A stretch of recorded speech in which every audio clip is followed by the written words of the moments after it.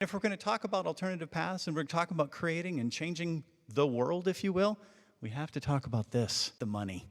Why?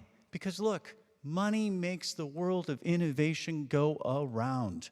Look, you have spent all of your life to this point learning whatever skill, whatever deep technical knowledge that you're gaining to make yourself ready to enter the next stage of your life, right? But to make it happen, you're going to need money.